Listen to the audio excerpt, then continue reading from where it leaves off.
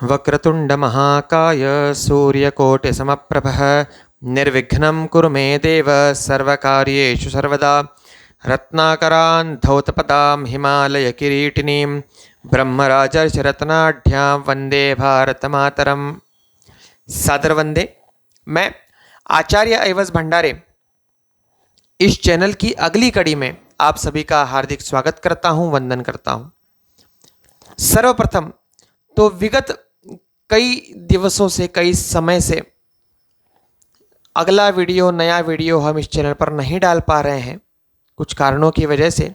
इसलिए सर्वप्रथम आप सभी से क्षमा प्रार्थी हूँ, क्षमा चाहता हूँ और आप सभी का पुनः एक नई कड़ी के साथ, एक नए अध्याय के साथ इस चैनल पर स्वागत करता हूँ। आज का यह वीडियो हमारे देश के ऊपर है। हमारा भारत, हमारा राष्ट्र, यह देश क्यों सभी विश्व में, सारे विश्व में महत्व रखता है, महत्वपूर्ण है, क्यों इस देश को विश्व गुरु कहा जाता है, यह हमें समझना होगा। क्यों यह देश अनादिकाल से लेकर तो अनादिकाल तक, अनंत काल तक चलने वाला है। यह देश जिसका कोई प्रारंभ नहीं है और जिस देश का कोई अंत नहीं है, ऐसा महत्वपूर्ण यह देश क्या है? इस देश का नाम है भारत, अर्थात जो आभा में सदैव रत है, जो प्रकाश में सदैव रत है, अर्थात जो अपने ज्ञान के प्रकाश से विश्व को आच्छादित करता रहता है और अपने ज्ञान के प्रकाश से संपूर्ण विश्व को आच्छादित करता है, आह्लादित करता है और संपूर्ण विश्व में अपने ज्ञान का प्रकाश प्रसारित करता है। और ऐसे कार्य में जो सदा रत रहता है उसे कहते हैं भारत। दूसरा इस देश का नाम है आर्यावर्त, अर्थात आर्य अर्थात सभ्य, आर्य अर्थात सुसंस्कृत, आर्य अर्थात एक ऐसी सुगठित सभ्यता और एक ऐसा सुगठित समाज जिससे संपूर्ण विश्व आदर्श लेकर अपना जीवन उन्नत कर सकता है। इस देश का एक नाम है आर्यावर्त, अर्थात जो सभ्य लोगों से घिरा हुआ है, जो सुसंस्कृत लोगों से घिरा हुआ है और सभ्य लोग जिस भूमि पर रहते हैं, ऐसे सभ्य लोगों के आश्रय से, इस सभ्य लोगों के निवास से जो भूमि आवृत है उसे कहा जाता है आर्यावर्त। इस देश का एक नाम है हिंदुस्तान। जो देश सप्त सिंधुओं के किनारे पर बसा है, आसिंधु सिंधु पर्यंता यस्य भारत भूमिका, सिंधु नदी से लेकर सिंधु सागर तक, गंगे च यमुने चैव गोदावरी सरस्वती नर्मदे सिंधु कावेरी जलेस्मिन् सन्निधिं कुरु। इन 7 नदियों के किनारे पर बसा हुआ जो देश है, उस देश को, अर्थात जो नदियों के स्थान पर बसा है, उसे कहते हैं हिंदुस्तान। हिंदू इस शब्द का अर्थ है हीनम दुष्यति यस्य सहा, जो हीन भावना को दूषित करने के लिए काम करता है, जो हीन भावनाओं के समाज में रहने वाले विकारों को दूर करने के लिए काम करता है, जो सहिष्णुता का सर्वश्रेष्ठ आदर्श है, जो सामंजस्य का सर्वश्रेष्ठ आदर्श है। हीनता जिसे पसंद नहीं, ऐसा समाज जहां पर निवास करता है उसे कहा जाता है हिंदुस्तान। जितना बड़ा और जितना उज्जवल इतिहास हमारे भारत देश को होगा, शायद ही कोई विश्व में राष्ट्र ऐसा हो जिसे इतना उज्जवल और इतना उन्नत इतिहास प्राप्त हुआ होगा। हमारा भारत देश संपूर्ण रत्नों की खान है, जिसमें राजर्षि है, जिसमें ब्रह्मर्षि है, ऋषि मुनियों की परंपरा है, इतिहास की परंपरा है, गणितज्ञों की परंपरा है, विज्ञान की परंपरा है, संस्कृति की परंपरा है और साथ में मर्यादा और चरित्र की परंपरा है। अनेक वर्षों से हम कहे जाते हैं, हमें हमारे बारे में कहा जाता है कि भारत का इतिहास ये गुलामी का इतिहास है। भारत का इतिहास यह परदास्यता का इतिहास है। किंतु मैं सभी से कहना चाहूंगा कि भारत का इतिहास गुलामी का इतिहास नहीं है। भारत का इतिहास प्रत्येक गुलामी के बाद स्वतंत्रता की प्राप्ति का इतिहास है। स्वतंत्रता की प्राप्ति का इतिहास हमारे भारत का इतिहास है। हमारी भारत माता यह वीर प्रसूता कही जाती है। जब जब यह बेड़ियों में जकड़ी गई, जब जब इसे आवश्यकता पड़ी, इसने अनेक वीर पुरुषों को जन्म दिया, वीर पुरुषों का प्रसव किया, जो इतिहास में अमर हो गए, जो इतिहास में अजर हो गए। हमारे भारत देश में अनेक वर्षों का इतिहास कहा जाता है कि यहाँ पर हूण आए, शक आए, मुगल आए, यहूदी आए, अंग्रेज आए। अनेक वर्षों का इस भारत को इतिहास है। किंतु यदि हम गुलामी का इतिहास कहेंगे, तो यदि हम समझे कि सबसे पहले इस भारत पर हूणों ने आक्रमण किया होगा, पहली बात तो ये कि इसी देश पर सबसे ज्यादा आक्रमण क्यों हुआ, यह समझने वाली बात है। आक्रमण या लूट या डकैती उस स्थान पर होती है जहां पर लूटने के लिए कुछ रहता है, जहां पर ले जाने के लिए कुछ सामग्री होती है। जब संपूर्ण विश्व जंगलों में रह रहा था, जब संपूर्ण विश्व में संस्कृति और शिक्षा के नाम पर कुछ भी नहीं था, जब संपूर्ण विश्व आदिवासी और वनवासी समाज में रहता था, जंगलों में निवास करता था, जानवरों की तरह निवास करता था, उस समय मेरे भारत देश में 7.5 लाख गुरुकुल प्रचलित थे। यह हमारे भारत की संस्कृति है।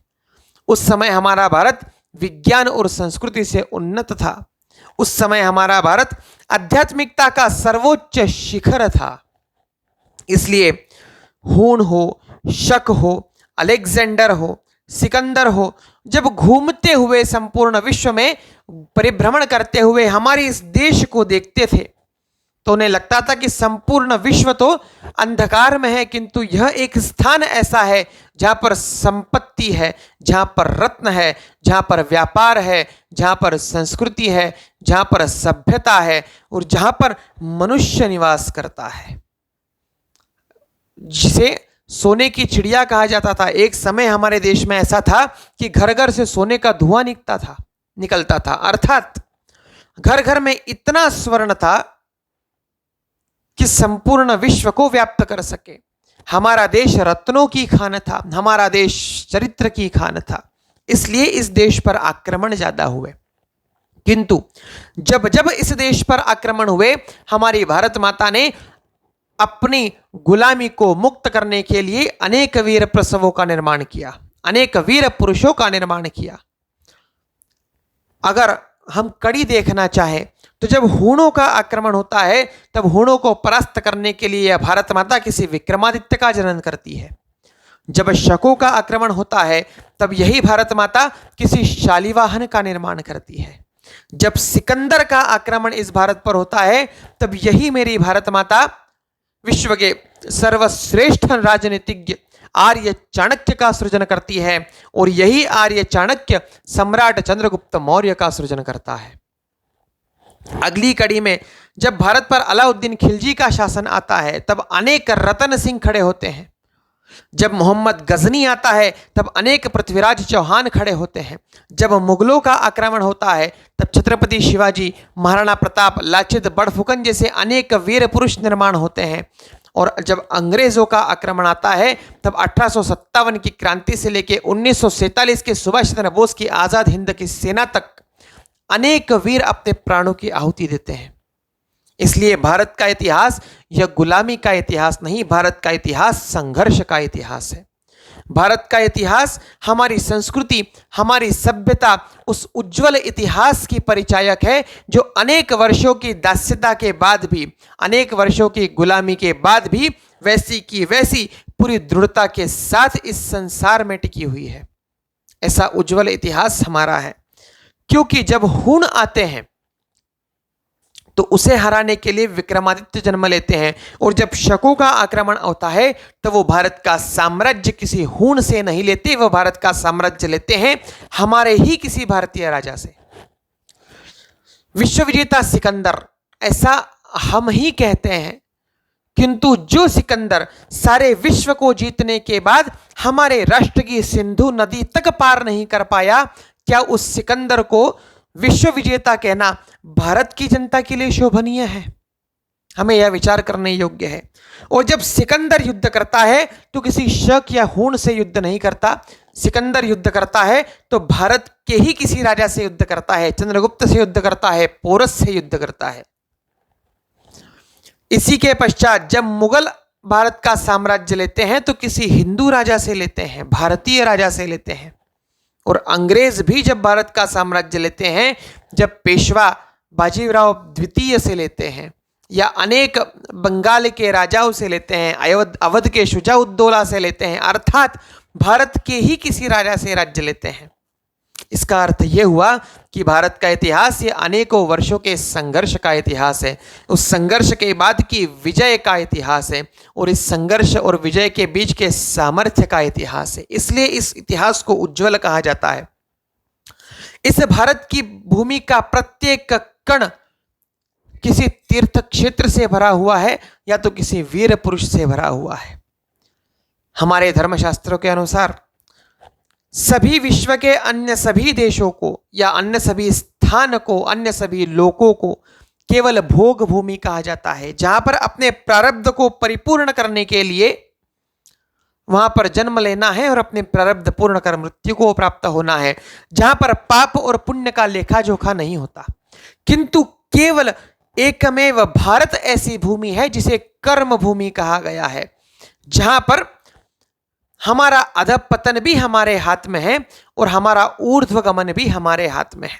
हमें मोक्ष को प्राप्त करना है या हमें देव योनि को प्राप्त करना है या हमें राक्षस योनि को प्राप्त करना है, यह दोनों ही बातें हमारे हाथ में है और वो केवल और केवल भारत भूमि में है। इसलिए इस भूमि को भगवान की प्रिय कहा गया है, देव भूमि कहा गया है, कर्म भूमि कहा गया है। इसलिए इस भारत पर प्रत्येक व्यक्ति का प्रेम होना अनिवार्य है, इसका स्नेह होना अनिवार्य है, इसके इतिहास के बारे में जानकारी होना अनिवार्य है। यह इतिहास क्या है, हमारे उज्जवल संस्कृति क्या है, हमारी सभ्यता क्या है, यही बताने के लिए हम यह चैनल आपके सामने ला रहे हैं।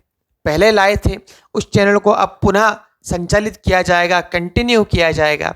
इसलिए इस चैनल को अधिक से अधिक लाइक करें, कमेंट करें।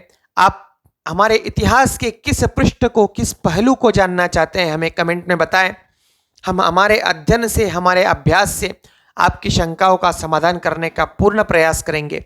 आप हमें लाइक करें, कमेंट करें, इस चैनल को सब्सक्राइब करें और पुनः मिलते रहें। हरिओम, सादर वंदे।